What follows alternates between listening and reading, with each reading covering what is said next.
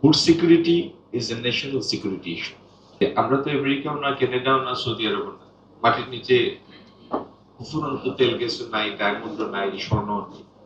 কিন্তু যেটা আছে আল্লাহর দেয়া নিয়ামত, এটার প্রপার ইউজ হতে হবে, পরিপূর্ণ সদ্ব্যবহার। তাহলে এটার হক আদায় হয়। যেটুক জমি আছে, এই জমির যে ম্যাট্রিক্স, এই জমির যে প্যাটার্ন, এই সমমানের জমির যেখানে এই পরিমাণ মিথেন, এই পরিমাণ সালফার, এই পরিমাণ আদার ইনগ্রেডিয়েন্টস আছে, সেই জমির yield much higher অন্য জায়গায়। কিন্তু অন্য দেশের প্যাটার্নের সাথে আপনি এটাকে মিলাতে পারবেন না।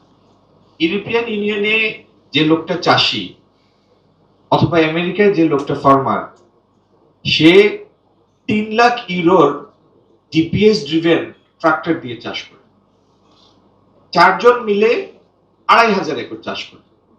তার সাথে আপনি এই ম্যাট্রিক্সে মেলাতে পারবেন না। আমি সিএনএন একটা ডকুমেন্টারিতে দেখেছি যে ভদ্রলোক, তার ওয়াইফ এবং তার পার্টনার এবং পার্টনারের ওয়াইফ, মানে এই 4 জন মিলে 2,500 হেক্টর জমি চাষ করে, পুরোটাই ঘরে বসে, মাঠে যায় না।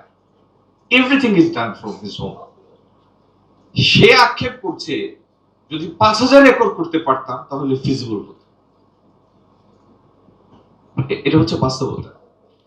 কারণ এগ্রিকালচারাল প্রোডিউস অলওয়েজ আপনাকে মার্জিনাল কমফোর্ট দিবে এট প্রোডিউসার লেভেল, এট গ্রোয়ার লেভেল।